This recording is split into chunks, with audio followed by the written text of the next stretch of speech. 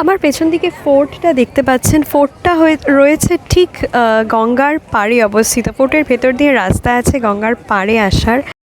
স্বাগত জানাচ্ছি আরেকটি নতুন ব্লগে। আজকে আপনাদের নিয়ে চলে এসেছি বেনারসের রামনগর ফোর্ট। গত পর্বে আপনাদের দেখিয়েছিলাম বেনারসে কিভাবে করেছিলাম নৌকা ভ্রমণ কেদারঘাট থেকে, আর আপনাদের দেখিয়েছিলাম 84 ঘাট, আর বলেছিলাম ইতিহাসও। আজকে এসে গেছি গঙ্গা পেরিয়ে ব্রিজের উপর দিয়ে রামনগর ফোর্টে। আর প্রথমেই জানিয়ে রাখি, এখানে কিন্তু শুটিং হয়েছিল বিখ্যাত মুভি ব্রহ্মাস্ত্রের।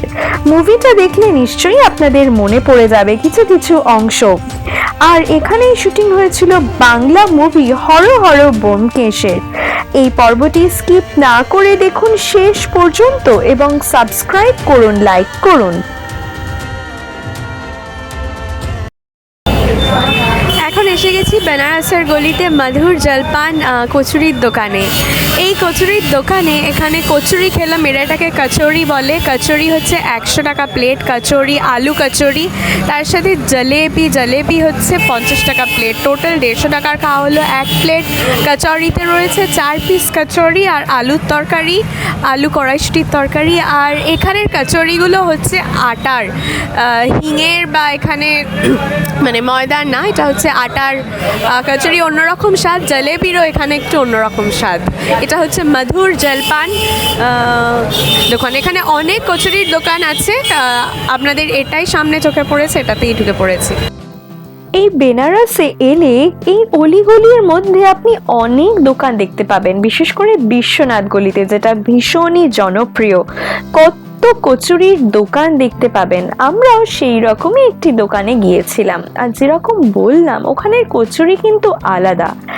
আটার কচুরি, তরকারিটিও একটু অন্যরকম। আর এই দেখুন জিলিপি, এই জিলিপি কিন্তু এখানকার মতো নয়, বরং বলা যায় অনেকটা অমৃতির মতো ওখানকার জিলিপি। স্বাদ একটু অন্যরকম। নানা রকম ওখানে মিষ্টিও রয়েছে।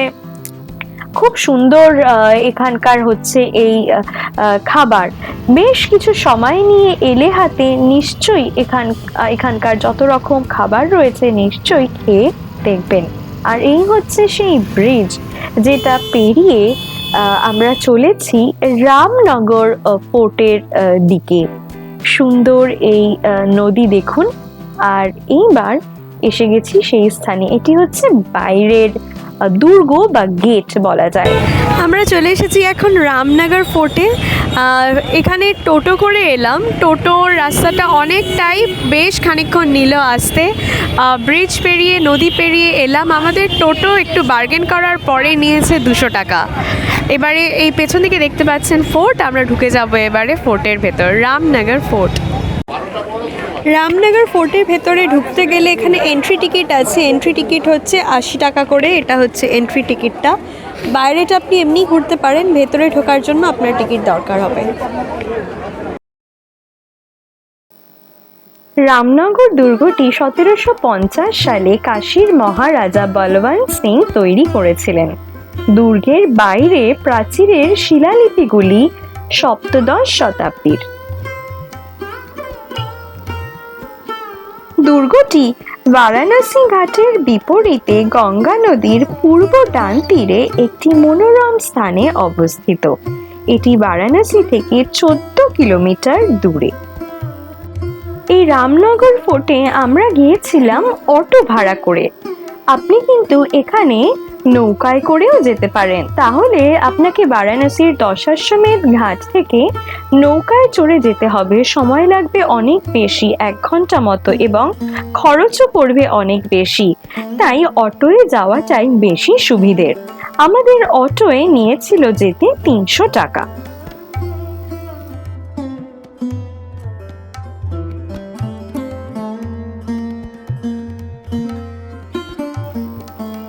এই দুর্গটি ক্রিম রঙের চুনার বেলে পাথর দিয়ে নির্মিত হয়েছিল। দুর্গটিতে বেদব্যাস মন্দির, একটি জাদুঘর এবং রাজার আবাসিক কমপ্লেক্সও রয়েছে। দক্ষিণমুখী হনুমানের একটি দক্ষিণমুখী মন্দিরও রয়েছে। দুর্গটি তৈরি করা হয়েছে উঁচু জমিতে। যা বন্যার স্তরের ওপরে। দুর্গটিতে অনেক খোদাই করা বারান্দা, খোলা উঠান এবং প্যাভিলিয়নও রয়েছে। কাঠামোর শুধুমাত্র একটি অংশ জনসাধারণের জন্য খোলা রয়েছে, বাকি অংশটি মহারাজা এবং তার পরিবারের বাসভবন। মহারাজা যখন তার প্রাসাদ দুর্গে বাস করেন তখন দুর্গের পতাকা উত্তোলন করা হয়। দুর্গের ভিতরে প্রাসাদে দুটি সাদা টাওয়ার রয়েছে, যেগুলিতে সিঁড়ি দিয়ে যাওয়া যায়। ফোর্টের ভেতরে ঢুকেছিলাম। বিশাল বড় ফোর্টটা, বিশাল এরিয়া জুড়ে এবং বহু পুরনো। ভেতরে ঢুকে যা দেখলাম, পুরনো দিনের ব্যবহৃত সমস্ত জিনিস রয়েছে। ঘোড়ার গাড়ি রয়েছে, পুরনো পালকি রয়েছে, হাতির দাঁতের তৈরি বসার জায়গা রয়েছে, রাজা মহারাজারা যেখানে বসতেন। এছাড়া রয়েছে পুরনো দিনের ব্যবহৃত বেনারসি, রাজকীয় বেনারসি রয়েছে, রাজাদের পোশাক রয়েছে। একটা পুরো সেকশন রয়েছে যেখানে ওয়েপন্স আছে, বিভিন্ন ধরনের রাইফেলস, লম্বা বন্দুক, এই ফোর্টে ব্যবহৃত বন্দুক রয়েছে, প্রচুর ওয়েপন্স রয়েছে একটা জায়গায়। আর আরেকটা সেকশনে রয়েছে বিভিন্ন মূর্তি, সেই ফোর্টের ভেতরে ইউজ করা বিভিন্ন ধরনের মূর্তি রয়েছে, ডাইনিং টেবিল রয়েছে। বিশাল এরিয়া জুড়ে রাখা রয়েছে এই সমস্ত জিনিস। আর এগুলো বহু পুরনো দেখেই বোঝা যাচ্ছে। হাফ অলমোস্ট ভাঙার মতো পজিশনে এগুলো চলে এসেছে, বাট বিশাল বড় এরিয়া জুড়ে রয়েছে এই ফোর্ট। জাদুঘরটি সরস্বতী নামে পরিচিত। এখন আপনাদের জাদুঘরে নিয়ে যাচ্ছি। জাদুঘরটি দুর্গের দরবার হল বা পাবলিক অডিয়েন্স হলের মধ্যে রয়েছে, কিন্তু আনফর্চুনেটলি ভেতরের ছবি আপনাদের দেখাতে পারবো না, তাই বর্ণনার মাধ্যমে সেই ভেতরে কি কি জিনিস রয়েছে সেটা আপনাদের সামনে পেশ করার চেষ্টা করছি।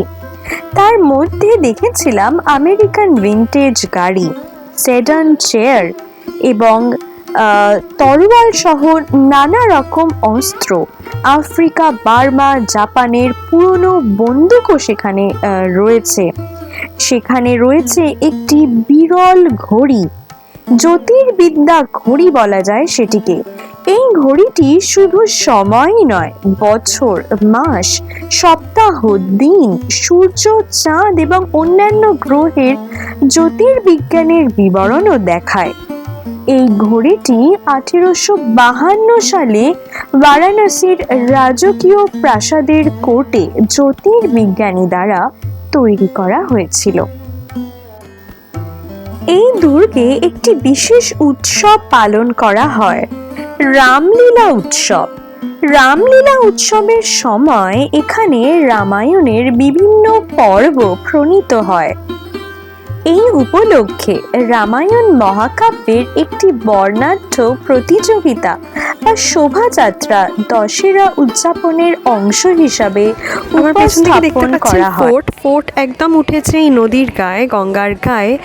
আর এই দূরে একটা ব্রিজ দেখাবো, ওই ব্রিজটা পেরিয়েই আমরা এসেছি। ফোর্টটা এখান থেকে খুব সুন্দর দেখতে লাগছে, ঠিক গঙ্গার পাড়ে রয়েছে এই ফোর্টটা।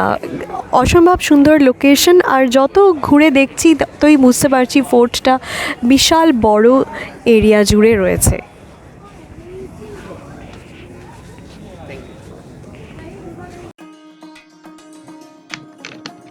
কথিত রয়েছে যে বেদব্যাস রামনগরে থাকতেন এবং তপস্যা করেছিলেন।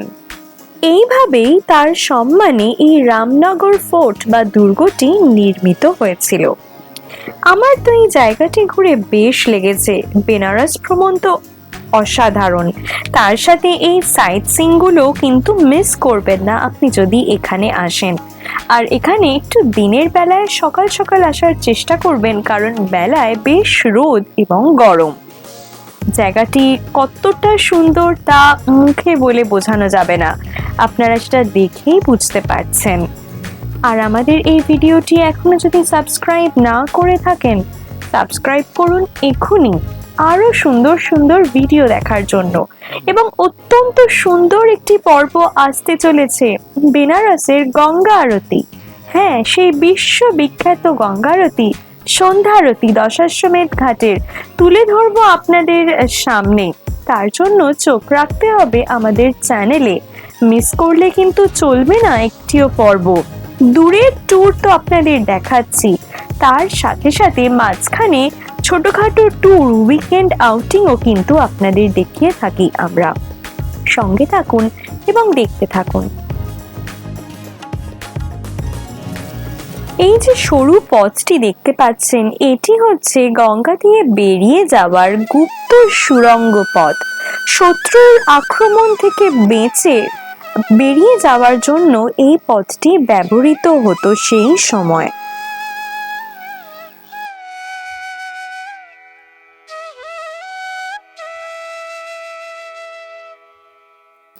এই দুর্গটি খোলা থাকে সকাল 10টা থেকে বিকেল 5টা পর্যন্ত এবং বিশেষ দুটি উৎসব, হোলি এবং দিওয়ালিতে বাইরের লোকের মানে ট্যুরিস্টদের জন্য প্রবেশ নিষেধ রয়েছে।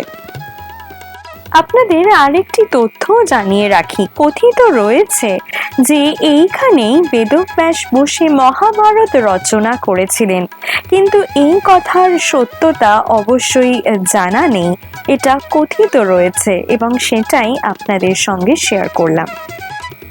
এবং ধরে নেওয়া যায় যে সেই জন্যেই হয়তো এইখানে বেদব্যাসের জন্য আরেকটি মন্দিরও প্রতিষ্ঠিত করা হয়েছে।